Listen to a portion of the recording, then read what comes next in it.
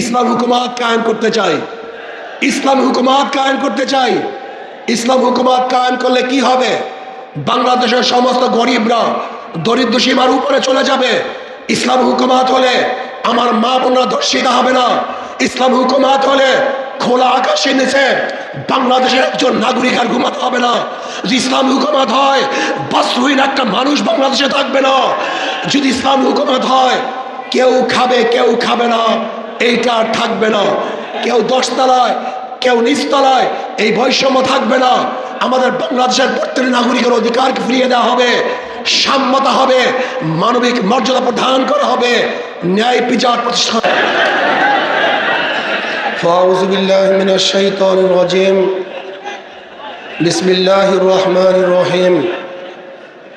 ওয়ালা তাহিনু ওয়ালা তাহজানু ওয়া আনতুমুল আ'লাউনা ইন কুনতুম মুমিনিন। সাদাকাল্লাহুল আলিয়্যুল আযীম। সবাই পড়ি সাল্লাল্লাহু আলাইহি ওয়াসাল্লাম। ৮ দল কর্তৃক আয়োজিত আজকে এই মহাসমুদ্রের সম্মানিত সভাপতি, প্রধান অতিথি, সকল দলের নেতৃবৃন্দ, উপবিষ্ট ইসলাম প্রিয় দেশপ্রিয় ভাইয়েরা আমার, আমরা বারবার ভূখণ্ডকে স্বাধীন করেছিলাম। ব্রিটিশের বিরুদ্ধে আন্দোলনের সূচনা মুসলমানই করেছিল। ভেবেছিলাম ব্রিটিশ এদেশ থেকে পালালি মানুষ শান্তি পাবে, মুক্তি পাবে। কিন্তু আমরা কি দেখলাম? ব্রিটিশ এদেশ থেকে চলে যাওয়ার পরেও বৈষম্য দূর হয় নাই।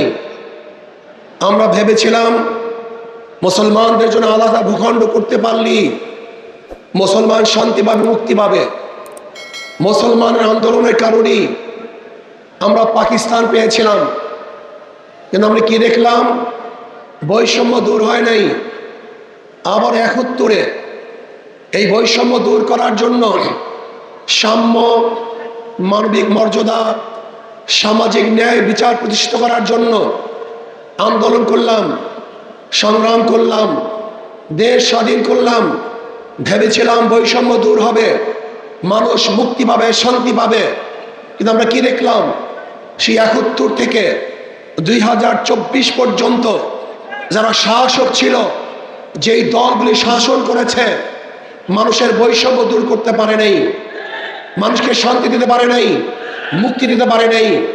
আবারও বৈষম্য দূর করার জন্য আপনারা জানেন ২০২৪ জুলাই আগস্টের আন্দোলনে মানুষ আবারও জীবন দিয়েছে, রক্ত দিয়েছে। মানুষ, হাজারো মানুষ বন্ধুত্ব গ্রহণ করেছে, অন্ধ হয়েছে, বিকলাঙ্গ হয়েছে। ভেবেছিলাম এবার বৈষম্য দূর হবে, চাঁদা মুক্ত দেশ পাবো, মানুষ শান্তিতে বসবাস করতে পারবে। কিন্তু আমরা কি দেখলাম? ২০২৪ জুলাই আগস্টের আন্দোলনের পরে আবারও খুন, খারাপি, ধর্ষণ, অবিচার, চাঁদাবাজি, জুলুম, অত্যাচার। মানুষ শান্তিতে নেই, মানুষ মুক্তি পায় নাই, চাঁদা মুক্ত দেশ গঠন করতে পারে নাই, আমার মা বোনদের ইজ্জতকে রক্ষা করতে পারি নাই, ব্যবসায়ীদেরকে ব্যবসা করার সুযোগ করে দিতে পারি নাই। আজও বাংলাদেশের হাজারো গরিব না খেয়ে ধুকে ধুয়ে মরছে। আজকে আমাদের বাংলাদেশের মেয়েরা ইজ্জতহানি হচ্ছে। আজকে ব্যবসায়ীরা ব্যবসা করতে পারছে না চাঁদাবাজির কারণে। এই দেশ আমরা চাই নাই, এর জন্য আন্দোলন করি নাই, সংগ্রাম করি নাই। ইনশাআল্লাহ আগামী তার একটা আন্দোলন হবে, যে আন্দোলন হবে চাঁদা মুক্ত আন্দোলন, জালেম মুক্ত আন্দোলন, ধর্ষণ মুক্ত আন্দোলন। সমস্ত জালেম থেকে বাংলাদেশ উৎখাত করতে হবে ইনশাআল্লাহ। আমরা কি চাই? আগামীতে ইসলাম হুকুমত কায়েম করতে চাই, ইসলাম হুকুমত কায়েম করতে চাই। ইসলাম হুকুমত কায়েম করলে কি হবে? বাংলাদেশের সমস্ত গরিবরা দরিদ্র সীমার উপরে চলে যাবে। ইসলাম হুকুমত হলে আমার মা বোনরা ধর্ষিত হবে না। ইসলাম হুকুমত হলে খোলা আকাশের নিচে বাংলাদেশের একজন নাগরিক আর ঘুমাতে হবে না। যদি ইসলাম হুকুমত হয় বস্ত্রহীন একটা মানুষ বাংলাদেশে থাকবে না। যদি ইসলাম হুকুমত হয় কেউ খাবে কেউ খাবে না, এইটা আর থাকবে না। কেউ দশতলায় কেউ নিচতলায়, এই বৈষম্য থাকবে না।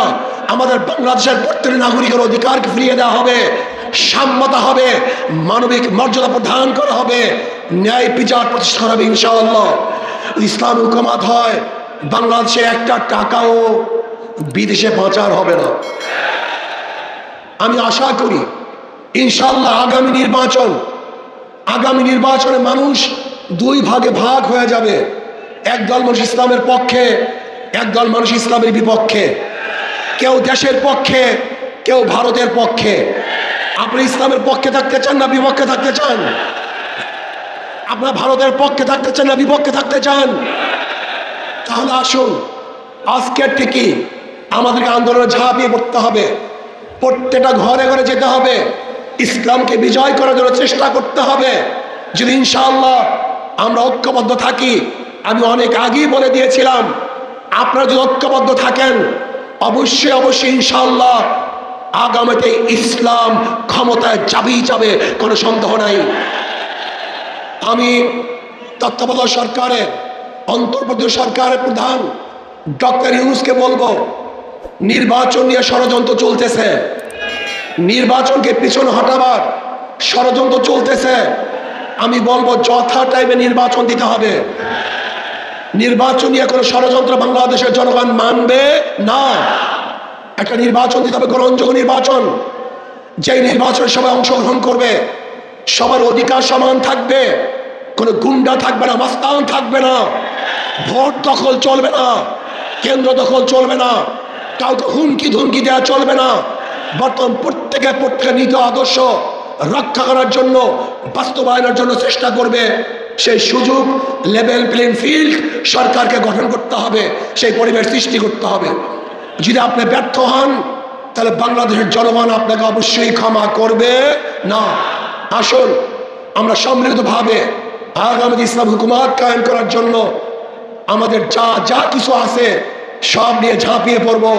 অবশ্যই ইনশাআল্লাহ ইসলাম বিজয় হবে, এদেশের চাঁদাবাজরা আর বিজয় অর্জন করতে পারবে না। আমা আলাইনা ইল্লাল বালাগ। আসসালামু আলাইকুম ওয়া রাহমাতুল্লাহি ওয়া বারাকাতুহু।